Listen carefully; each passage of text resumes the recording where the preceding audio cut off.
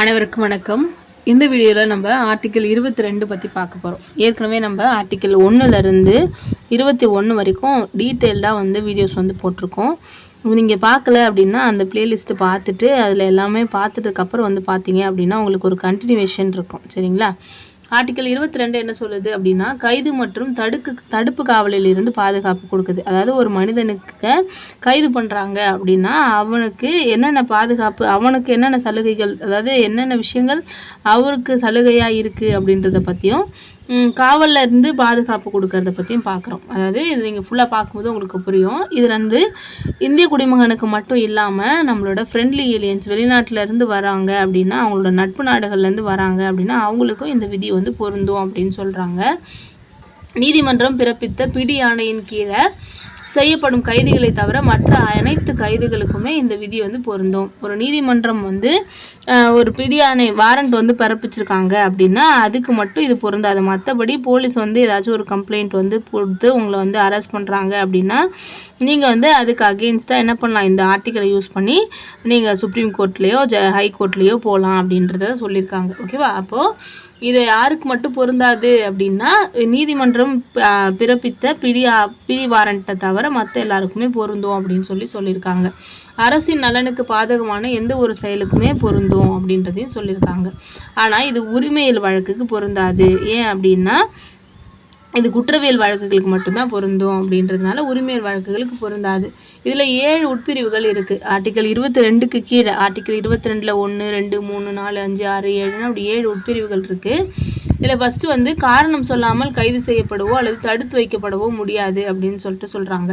அதாவது ஒரு மனுஷங்கிட்ட போயிட்டு நீங்கள் காவல் நீங்கள் குற்றம் செஞ்சிட்டீங்க அப்படின்னு மட்டும் சொல்லிட்டு என்ன பண்ண முடியாது, கைது பண்ணியோ அல்லது அவரோட வேலையை செய்ய விடாமல் நிறுத்தியோ வைக்க முடியாது அப்படின்னு சொல்கிறாங்க. அப்போது ஒரு நபர் தன்னோட விருப்பப்படி ஒரு சட்ட வல்லுநரை அணுகவோ அல்லது அவரால் வாதாடப்படவோ உரிமை இருக்குது. போலீஸ் ஒருத்தர் என்ன பண்ணுறாரு அப்படின்னா, பிடிச்சி ஜெயிலில் போட போகிறேன் அப்படின்னு சொல்லும் பொழுது நான் என்னோடய வக்கீல்கிட்ட பேசணும் அப்படின்னு நிறைய படத்தில் நீங்கள் ஒரு சீன் பார்த்துருப்பீங்க. அந்த ஆர்டிக்கல் தான் இந்த ஆர்டிக்கல் 22ல் 1. ஓகேவா? காரணம் சொல்லாமல் கைது பண்ணக்கூடாது. நம்ம கேட்பாங்க இல்லையா, வாரண்ட் இருக்கா அப்படின்னு. அப்போ என்ன காரணத்துக்காக என்ன கைது பண்ணுறீங்க அப்படின்ட்டு காரணத்தை தெரிஞ்சுக்கிற உரிமை ஒரு குற்றம் சாட்டப்பட்ட நபருக்கும் இருக்குது அப்படின்னு சொல்லியிருக்காங்க. அடுத்தது ஆர்டிக்கல் 22ல் 2 என்ன சொல்லுது அப்படின்னா, கைது செய்யப்பட்ட 24 மணி நேரத்துக்குள்ளார பக்கத்தில் இருக்க நீதிபதிக்கு முன்னாடி ஆஜர்படுத்தணும் அப்படின்னு சொல்லுது. சரியா? அப்போது ஒரு மனிதனை கைது பண்ணிட்டாங்க அப்படின்னா இஷ்டத்துக்கு அவங்களே ஜெயிலில் வச்சுருக்க முடியாது. 24 மணி நேரத்துக்குள்ளார ஒரு ஜட்ஜுக்கு முன்னாடி ஒப்படைக்கணும். கோர்ட்டில் இருந்து, அதாவது போலீஸ் ஸ்டேஷன்லேருந்து ஜட்ஜுக்கு ஆஃபீஸ்க்கு போகிற டிஸ்டன்ஸை இதில் சேர்த்துக்க மாட்டாங்க. ஓகேவா? அதை தவிர்த்து 24 மணி நேரத்துக்குள்ளார என்ன பண்ணணும், அவரை ஜட்ஜு முன்னாடி நிறுத்தணும் அப்படின்னு சொல்கிறாங்க. அடுத்தது ஆர்டிக்கல் 22ல் 3 என்ன சொல்லுது அப்படின்னா, சில விதிவிலக்குகள் கொடுக்குது. என்னென்ன விதிவிலக்குகள் அப்படின்னும்போது ஆர்டிக்கல் 22ல் 1 மற்றும் 2ல் சொன்ன விஷயங்களில் சில விதிவிலக்குகள் கொடுக்குறாங்க. நம்ம ஒரு மனிதன் எனிமி ஏலியனாக வராரு, அதாவது நம்மளோட பகை நாடுகள்லேருந்து வராரு அப்படின்னா அவரை போலீஸ் அரெஸ்ட் பண்ணுறாங்க அப்படின்னா அவர்கிட்ட போயிட்டு நான் உங்களை இந்த காரணத்துக்காக தான் அரெஸ்ட் பண்ணேன் அப்படின்னு சொல்ல முடியாது. அவர்கிட்ட அவர் நான் ஒரு வக்கீல் வச்சு வாதாட போகிறேன் அப்படின்னா அதுக்கெலாம் பர்மிஷன் கொடுக்கணும் அப்படின்ற அவசியம் கிடையாது அப்படின்னு சொல்கிறாங்க. நம்மளோட நாட்டோட பாதுகாப்புக்காக ஏற்கனவே ஊப்பா, NSA, குண்டாஸ் அப்படின்னு நிறைய ஆக்ட் இருக்குது. அந்த ஆக்டுக்கு கீழெல்லாம் நம்மளை யாராவது ஒருத்தவங்களை என்ன பண்ணுறாங்க, கைது பண்ணுறாங்க அப்படின்னா அவங்களெல்லாம் 24 மணி நேரத்துக்கு முன்னாடியே ஜட்ஜுக்கிட்ட ஒப்படைக்கணும் அப்படின்ற எந்த கட்டாயமும் இல்லை. அதே மாதிரி அவங்க நான் வக்கீல் வச்சு வாதாட போகிறேன் அப்படின்னு கேட்கும்பொழுது அவங்களுக்கு பர்மிஷன் கொடுக்கறதுக்கும் நம்ம டிலே பண்ணிக்கலாம் அப்படின்னு சொல்கிறது தான் ஆர்டிக்கல் 22ல் 3. சரியா? 22ல் 1 என்ன சொல்லுது, காரணம் சொல்லாமல் கைது பண்ண முடியாது அப்படின்னு சொல்லுது. வக்கீல் வச்சு வாதாடலாம் அப்படின்னு சொல்லுது. அடுத்ததாக 22ல் 2 என்ன சொல்லுது, 24 மணி நேரத்துக்கு முன்னாடி ஜட்ஜு முன்னாடி நிறுத்து அப்படின்னு சொல்லுது. ஆனால் இது ரெண்டுமே பண்ணணுன்ற அவசியம் இல்லை. எப்படின்னா, இந்த ஊப்பா, குண்டாஸ் ஆக்டு, தேசிய பாதுகாப்புக்காக கொண்டு வரப்பட்ட சட்டங்களுக்கு கீழே ஒருத்தரை கைது பண்ணும்பொழுது இது கட்டாயம் இல்லை அப்படின்னு சொல்லியிருக்காங்க. அடுத்ததாக ஆர்டிக்கல் 22ல் 4 என்ன சொல்லுது அப்படின்னு பார்ப்போம். தடுப்பு காவலுக்கான கால வரம்பு அப்படின்னு சொல்லிட்டு சொல்கிறாங்க. தடுப்பு காவல்னா என்ன? ஏற்கனவே உங்கள் மேலே ஒரு குற்றம் சாட்டப்பட்டிருக்கீங்க. ஓகே, அவங்க ஊருக்குள்ளே ஏதோ ஒரு கலவரம் பண்ணுறதுக்காக உங்களை ஏற்கனவே ஒரு வாட்டி ஜெயிலில் போட்டிருக்காங்க அப்படின்னு வச்சுப்போம். அப்படி இருக்கும்போது அடுத்தது ஒரு கோவில் ஒரு திருவிழா வருது, ஓகேவா, இல்லை ஒரு எலெக்ஷன் வருது அப்படின்னும் பொழுது முன்னாடியே என்ன பண்ணுவாங்க அப்படின்னா, நீங்கள் தப்பு செய்யாமல் இருக்கணும் அப்படின்னு சொல்லிட்டு முன்னாடியே உங்களை தூக்கிட்டு வந்து ஜெயிலில் போடுவாங்க. இதுதான் தடுப்பு காவல்னு சொல்கிறோம். ஒருத்தர் தப்பு செஞ்சிருவாரோ அப்படின்ற அச்சத்தில் அதை முன்னாடியே அவர் வந்து தடுக்கிறது தான் வந்து என்ன சொல்லுது, தடுப்பு காவல்னு சொல்லுவோம். இந்த தடுப்பு காவல் வந்து மேக்ஸிமம் 3 months அப்படின்னு சொல்லிட்டு இருக்குது. ஓகேவா, 3 months தாண்டும் பொழுது ஒரு அட்வைசரி போர்டோட ஒப்புதல் வேணும். அந்த அட்வைசரி போர்டில் யார் இருப்பாங்க அப்படின்னா ஜட்ஜஸ் தான் இருப்பாங்க. ஓகேவா, அப்படி இருக்கும் பொழுது அந்த அட்வைசரி போர்டு ஓகே சொன்னால் மட்டும்தான் என்ன பண்ண முடியும் அப்படின்னா 3 மாதத்துக்கு மேலே காலவரம்பு நீட்டிக்க முடியும். அதை சொல்கிறது தான் ஆர்டிக்கிள் 22 4. சரியா, அடுத்தது ஆர்டிக்கிள் 22 5 என்ன சொல்லுது அப்படின்னா, கைதுக்கான காரணத்தை சொல்லணும், அது மட்டும் இல்லாமல் அவருக்கு மேல்முறையீட்டுக்கான வாய்ப்பையும் கொடுக்கணும் அப்படின்னு சொல்லிட்டு சொல்லுது. அடுத்ததாக ஆர்டிக்கிள் 22 6 என்ன சொல்லுது அப்படின்னா, இந்த மேலே சொன்ன 2 ஆர்டிக்கிளுக்கும் சில பொது விதிவிலக்குகளை கொடுக்குறாங்க. ஒரு நபருக்கு காரணத்தை தெரிவிக்கிறோம், எதுக்காக கைது பண்ணுறோம் அப்படின்ற காரணத்தை தெரிவிக்கும் போது அது வந்து அரசோட பொது நலத்துக்கு எதிரானதோ இல்லை மக்களோட பொது நலத்துக்கு எதிரானதாகவோ இருக்குது அப்படின்னு அந்த அதிகாரி நினச்சாருன்னா அந்த கைதுக்கான காரணத்தை சொல்லணும் அப்படின்ற அவசியம் இல்லை. ஓகேவா, அடுத்ததாக கோர்ட்டு வந்து காரணத்தை வந்து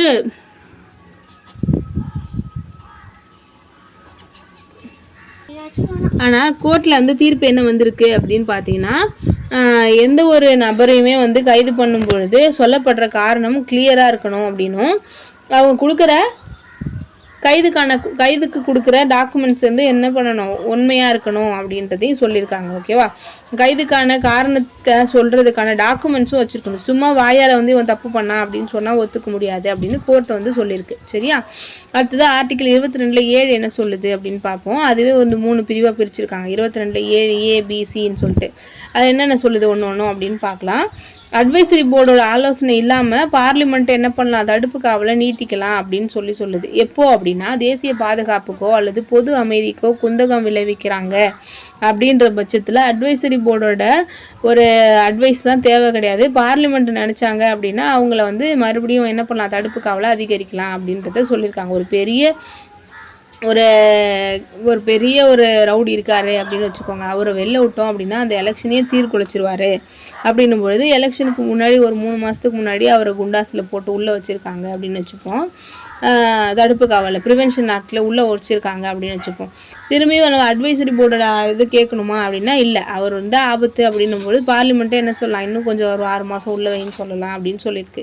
ஆர்டிக்கிள் 22 7B என்ன சொல்லுது அப்படின்னா, எவ்வளோ கால அளவு அப்படின்றத பார்லிமெண்ட்டே தீர்மானிக்கும் அப்படின்றது சொல்லுது.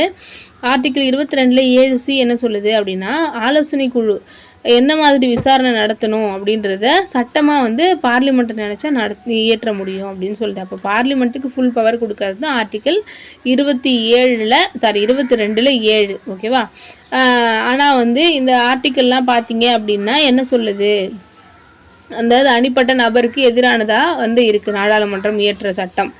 இதை எதிர்த்து அந்த மனுஷன் என்ன பண்ணலாம், ஆர்டிக்கிள் 32 மற்றும் ஆர்டிக்கிள் 226 அடிப்படையில் அரசியலமைப்புக்கு உட்பட்டு தீர்வு காணும் உரிமை அப்படின்ற ஒரு விதியை பயன்படுத்தி அவன் என்ன பண்ணலாம், கோர்ட்டுக்கு போகலாம். கோர்ட்டுக்கு போகும்போது கோர்ட்டு நினச்சிது இவங்க பண்ணுற பார்லிமெண்ட்டு பண்ணுறது விஷயங்கள் தப்பு அப்படின்னு சொல்லிச்சுன்னா அவர் என்ன பண்ணுவாங்க, ரிலீஸ் பண்ணுவாங்க. ஓகேவா, இதுதான் வந்து ஆர்டிக்கிள் 22 ரொம்ப முக்கியமான ஒரு ஆர்டிக்கல் அப்படின்றது நம்ம இந்த வீடியோ முடிக்கும்போது உங்களுக்கு தெரிஞ்சிருக்கும். அப்போது ஒரு இந்தியாவோட அரசியலமைப்பில் பார்த்தீங்க அப்படின்னா, ஒரு மனிதன் குற்றம் செஞ்சுட்டான் அப்படின்ற பட்சத்தில் அவனை தண்டிக்கிறதுக்கு முன்னாடி கைது பண்ணும் பொழுதே அவனுக்கு இவ்வளோ உரிமைகளை நம்மளோட அரசியலமைப்பில் கொடுத்துருக்காங்க அப்படின்றத நம்ம பார்த்துருப்போம். இந்த வீடியோ உங்களுக்கு எந்த அளவுக்கு யூஸ்ஃபுல்லாக இருந்துச்சு அப்படின்றத எனக்கு கமெண்ட்ஸில் சொல்லுங்கள். உங்களோட கமெண்ட்ஸ் எல்லாத்தையுமே நான் கண்டிப்பாக படிப்பேன். அது மட்டும் இல்லாமல் உங்களுக்கு என்னோடய வீடியோஸில் இன்னும் என்ன டெவலப்மெண்ட்ஸ் பண்ணணும் அப்படின்றத உங்களோட சஜஷன்ஸையும் கண்டிப்பாக சொல்லுங்கள். நெக்ஸ்ட் வீடியோவில் பார்க்கலாம்.